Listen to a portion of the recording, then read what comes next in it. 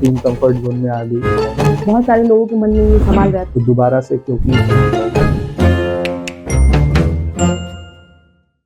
Hi Shilpi this side. ये video उन लोगों के लिए है जो कि सेल्स फील्ड में आना तो चाहते हैं बट वो अपने हेजिटेशन और संकोच महसूस करते हैं क्योंकि उन्हें सेल्स के बेसिक कॉन्सेप्ट्स क्लियर ही नहीं होती है। इसी बेसिक कॉन्सेप्ट्स को क्लियर करने के लिए हमारे डायरेक्टर मिस्टर सुमित सुमन सर अपना अनुभव शेयर करेंगे आपके साथ। रियल एस्टेट में काफी लोग आते हैं, जैसे मैंने देखा है, तो जब उनकी पहली सेल नहीं आती है तो लोग डिमोटिवेट हो जाते हैं। तो आपका क्या एक्सपीरियंस रहा है, आपने कैसे पहली सेल किया है? पहली सेल मेरी जो आई है उसको बताने से पहले मैं पूरी जर्नी आपको स्टार्टिंग से बताना चाहूँगा कि जब सितंबर 2014 में मैंने रियल एस्टेट ज्वाइन किया था। एक ऑफिस था हमारा सेक्टर 62 नोएडा, और उस टाइम में मालवीय नगर दिल्ली में रहता था। करीब 30 किलोमीटर 30-35 किलोमीटर का मेरा डेली का रन हुआ करता था। मैं ऑफिस आता था और अपना काम करके फिर चला जाता था। काफी दिन इसी तरीके से चलता रहा। और आपने सुना होगा स्टैंडी और कैनोपी, तो वो भी मैंने सेक्टर 62 के आसपास में बहुत स्टैंडी और कैनोपी लगाई हैं। वहां से मुझे नंबर मिलते थे, कस्टमर आते थे मेरे पास, पूछते थे ये क्या है, फिर मैं उनको एक्सप्लेन करता था। तो उस कंपनी का प्रोडक्ट जो था वो प्लॉट ही सेल कर रही थी कंपनी, तो उसी का पार्ट एज अ मैनेजर मैंने वहां पे ज्वाइन किया था और सेल करना शुरू किया था। तो शुरुआत में मेरे को भी बड़ा चैलेंज आया और लगभग 1 से 1.5 महीना बीत गया और कोई मेरी सेल नहीं थी। उसके बाद अक्टूबर एंड में दशहरा जब शुरू होता है तो नवरात्रों में कई जगह पे मेला लगता है। तो कवि नगर में इसी तरीके का एक अच्छा मेला लगा हुआ था। तो वहां पे लोग जो है वो मेले वाले लोग जो है वो स्टॉल देते हैं, अलग अलग स्टॉल देते हैं। तो स्टॉल लेने का उस समय कैपेसिटी इतनी थी नहीं हमारी कि हम उसको स्टॉल को जो है 20-25 हजार रुपए पे करके और उसे हम ले। तो हमने कैनोपी लिया था जो कि पूरे मेले में हमें कॉस्ट किया था लगभग 10,000 रुपए। तो वहाँ ये कैनोपी आप समझ रहे होंगे, वो ऐसा बड़ा सा कैनोपी होता है, उसके बाद वो छाता जैसा बन जाता है, बहुत सुंदर। तो हमारे प्रोजेक्ट का वो कैनोपी था, उसे हम लगाते थे। लगभग 8-10 हजार रुपए हमें कॉस्ट किया था उस स्पेस का। और मेरे कलीग थे साथ में, तो हम दोनों ही मालवीय नगर से आते थे। उसके बाद वहाँ शाम में, अब उसकी अगर मैं टाइमिंग बताऊं आपको, तो टाइमिंग जो होता था, मेला देखने आप कब जाते हो? शाम में ही जाते हो, ठीक है। तो शाम में करीब 5-6 बजे हम कैनोपी लगाते थे और रात के 1:30-2 बजे तक हम वहीं पे खड़े रहते थे। और कोई भी आता था मेला घूमने तो उससे हम बात करते थे, उन्हें अपना प्रोडक्ट बताते थे और ऐसे हमें उनका नंबर मिलता। फिर करीब पूरे सीजन में 100-150 नंबर हमें मिला। फिर उस पे हमने लगातार कॉल किया, फॉलोअप करके तब जाके कहीं ना कहीं जब मैंने ज्वाइन किया था तो मिड ऑफ नवंबर में जाके मेरी पहली सेल हुई। 50 गज का मैंने प्लॉट सेल किया था।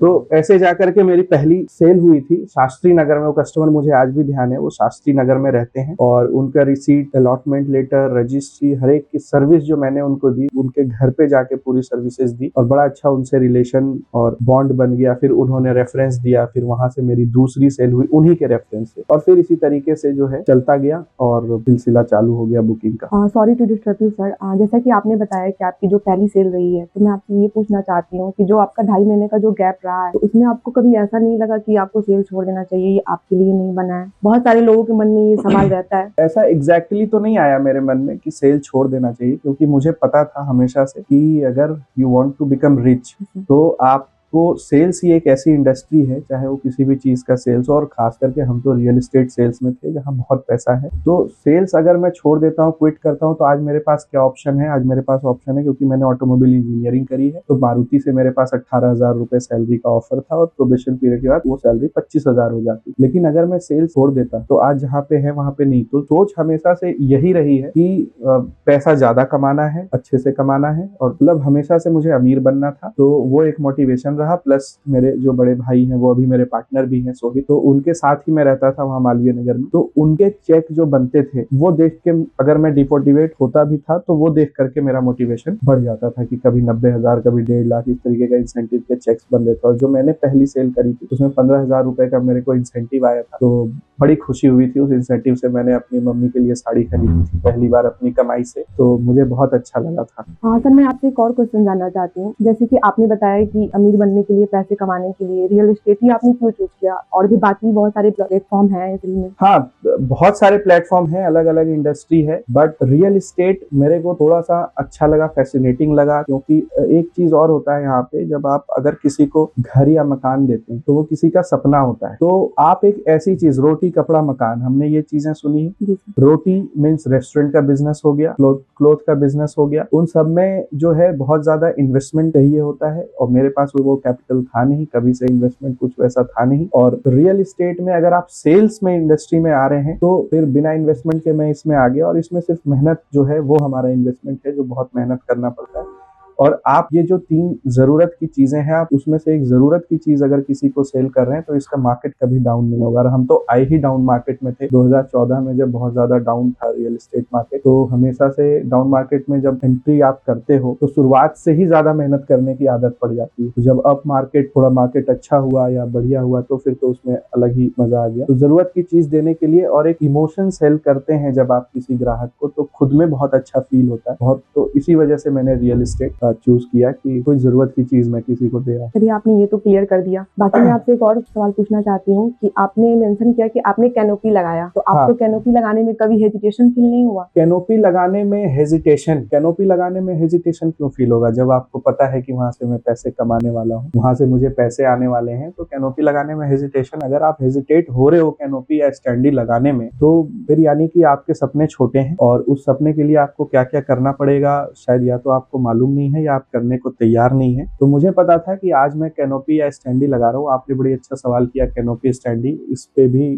काफी स्टोरी है, मैं आपको बताता हूँ। कि जैसा मैंने बताया, हम मालवीय नगर रहते थे, तो मालवीय नगर से जो है ना, डेली का अप डाउन बहुत ज्यादा हो जाता। तो मैंने और मेरे कलीग जो थे, हमने क्या किया कि लाल कुआं पे एक छोटा सा कमरा लिया किराए पे। मालवीय नगर में ऑलरेडी मैं रह रहा था, लेकिन यहाँ पे कमरा लिया किराए पे, और वहां से फिर क्या है, हमारा साइट भी पास हो गया, और जितने भी बायर थे वो इसी गाजियाबाद और नोएडा के रीजन में रहते। तो हम दोनों वहाँ करीब 1.5 से 2 महीने अलग से रहे, और ताकि हमें, जैसे सुबह 4 बजे पार्क में जाके लोग टहलने आते हैं, तो वो पार्क में टहल रहे हैं, उनके पास उस टाइम बहुत खाली समय होता है क्योंकि वो टहल रहे हैं अपना, और कुछ काम तो कर नहीं रहे। तो हमने वहाँ पे स्टैंडी लगाई सुबह सुबह पार्क में। वहाँ फिर हमें मिलते थे ग्राहक, उनसे हमने बातचीत करी और फिर उनको हमने सेल किया है। तो मुझे पता था कि कैनोपी और स्टैंडी लगा करके मेरा सेल होगा तो इंसेंटिव बनेगा तो फिर मैं उस पैसे को कहीं इन्वेस्ट करूंगा अपने ही फील्ड में, अपने ही इंडस्ट्री में, रियल एस्टेट में, और उससे फिर मैं और पैसे बनाऊंगा। तो ऐसा कोई हेजिटेशन कभी नहीं रहा। एक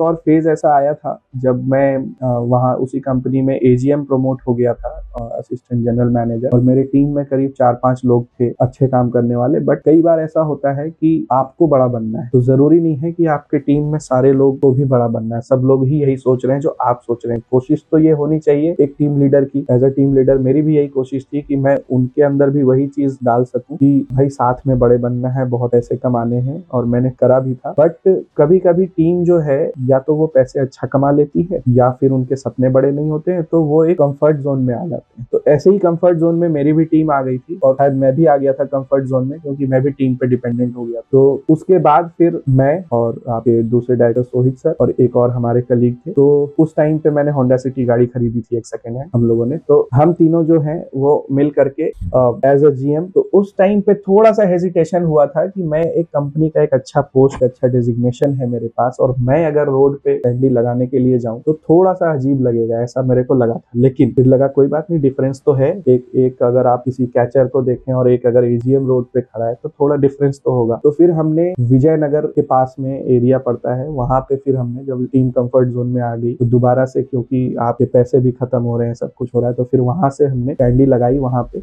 ऐसे ही अभी जैसा मौसम है ठंड का, इसी तरीके का ठंड का मौसम था, और हम लोग सुबह सुबह जाते थे स्टैंडी लगाने, दोपहर में फिर थोड़ा सा लंच कर लिया, फिर उसके बाद शाम में घंटा घर में हम स्टैंडी लगाते थे।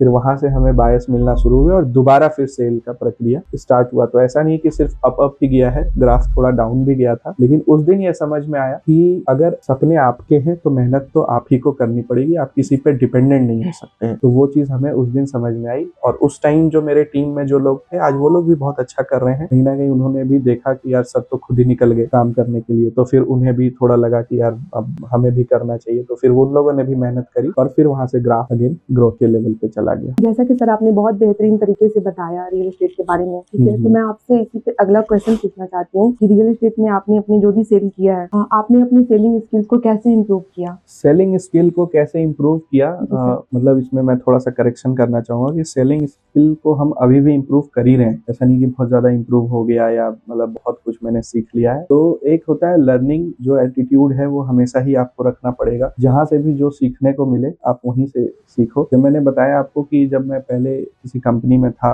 सेक्टर 62 में हमारा ऑफिस था, कि आप जैसे यहाँ पे एचआर हो, तो वहाँ पे भी एक एचआर थे। उन्होंने ये नोटिस किया कि मैं कुछ अलग कर रहा हूँ बाकियों से, तो उन्होंने मुझे फिर साइड में ले जा करके बोला था कि आप कुछ अलग ही कर रहे हो, कुछ अच्छा ही काम करोगे आप लाइफ में। मैंने कहा बिल्कुल, मैं यही करने ही आया हूँ। अब मैं कर क्या रहा था, जैसे खाली टाइम में लंच टाइम में, या मतलब फ्री है, कस्टमर नहीं है, कोई कॉल नहीं है मेरे पास करने को, या मैं स्टैंडी लगाने नहीं गया, मैं ऑफिस में बैठा हूँ, तो उस टाइम पे लोग क्या करते हैं, जैसे ऑफिस में 4 लोगों का ग्रुप है, वो अपनी बातें करते हैं। आजकल तो ये रील्स का सिस्टम चल गया है, तो या तो लोग रील्स देखना स्टार्ट कर देते हैं। उस टाइम पे इतना ज्यादा नहीं था, हालांकि इंस्टाग्राम तो उस टाइम पे भी था, बट ये रील्स और टिकटॉक वगैरह नहीं थे। तो फिर भी लोग टाइम पास करते थे कि 4 लोग बैठ गए, बातें करने लग गए इधर उधर की। और मैं उस टाइम पे जो है मोबाइल में पढ़ता था कि व्हाट इज रियल एस्टेट में सेल्स कैसे किया जाए। तो गूगल पे मैं ये सर्च करके पढ़ रहा था, और ये पढ़ते हुए उन्होंने मुझे नोटिस किया, और अच्छे एक स्टेज पे भी उन्होंने मुझे रिकॉग्नाइज करके, और इसके लिए मुझे एक अप्लॉज भी मिला था कि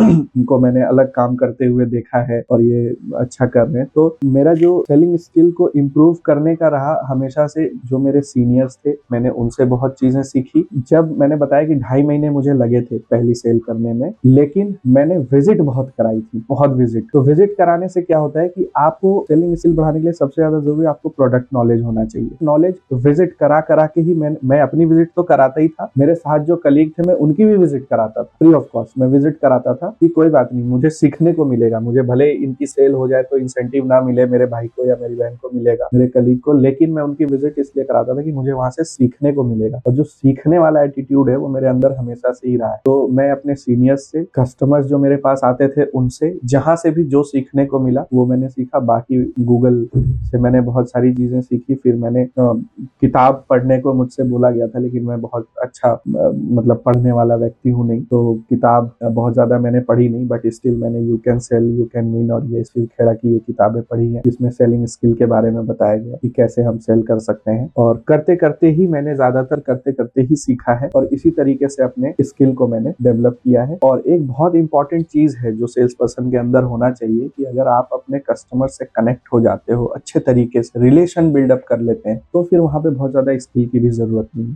सपोज आप मेरे से कोई चीज खरीदने आए हो, अब मैं आपसे, आपके साथ मेरा ऐसा बिहेवियर रहे कि आपको मैं पसंद आ जाऊं, मीन्स आप एकदम फेमिलियर महसूस करो या बहुत कंफर्टेबल फील करो आप मेरे साथ सब कुछ बताने में कि हाँ मेरा ये बजट है, ये चीजें हैं, ऐसे है, मुझे लेना है। तो अगर आप सुन रहे हैं कि कस्टमर, सेल्स पर्सन आप देखोगे कि जैसे कॉल भी आता है तो वो कॉल उठाते ही बोलना शुरू कर देते हैं, तो मुझे लगता है वो बहुत ज्यादा काम नहीं करता। आपको कस्टमर की भी सुननी पड़ेगी कि एक्चुअल में वो चाह क्या रहा है, फिर सुन के समझ के और उसके साथ एक रिलेशन बनाने की कोशिश करनी पड़ेगी। अगर आपका एक रिलेशन बन गया अच्छे तरीके से, अगर आपने बॉन्ड बना लिया, तो फिर वहां पे सेल्स की ज्यादा जरूरत पड़ती नहीं, वो आपका प्रोडक्ट खरीद लेते हैं। तो बहुत इंपॉर्टेंट ये है कि आप कस्टमर से फैमिलियर रिलेशन डेवलप करें। तो ये मैंने सीखा और यही इस पे मैं ज्यादा काम करता हूँ। ठीक है सर, जैसा आपने कहा कि अभी के जो टाइम चल रहा है, ज्यादातर मोस्टली जो लोग होते हैं वो रील्स, इंस्टा यूज करने में ज्यादा अपना टाइम जो भी है वो व्यतीत कर देते हैं, बट आपने उस टाइम को अपना यूटिलाइज किया, बेस्ट से बेस्ट आपने अपॉर्चुनिटी किया। हाँ, उसको मैंने उस टाइम को यूटिलाइज किया, क्योंकि मैं लर्निंग फेज में था और मैं स्टिल अभी भी सीखने वाले फेज में ही हूँ। जो अभी नए नए ज्वाइन करते हैं या रियल एस्टेट में आ रहे हैं या सेल्स इंडस्ट्री में आ रहे हैं, तो उनके लिए भी मेरा सजेशन यही रहेगा कि आप अपने टाइम को यूटिलाइज करें, ज्यादा से ज्यादा चीज सीखने की कोशिश करें। अगर आपके पास एक नॉलेज हो तो फिर आप उस नॉलेज को आगे डिलीवर करके और अपनी सेल क्लोज कर सकते हैं, क्योंकि इंसान भी समझदार व्यक्ति के साथ जुड़ना चाहता है, ना कि किसी बेवकूफ के साथ। तो आपको अपने अंदर समझदारी और एक नॉलेज तो लेकर आना ही पड़ेगा। बहुत बहुत धन्यवाद सर आपका कि आपने अपना इतना कीमती वक्त निकाला और अपना वैल्यूएबल सेल्स का एक्सपीरियंस शेयर किया हमारे साथ। ये वीडियो उन लोगों के लिए काफ़ी हेल्पफुल रहेगा जो कि सेल्स फील्ड को समझना चाहते हैं और अपने स्किल्स को इम्प्रूव करना चाहते हैं। Thank you for watching.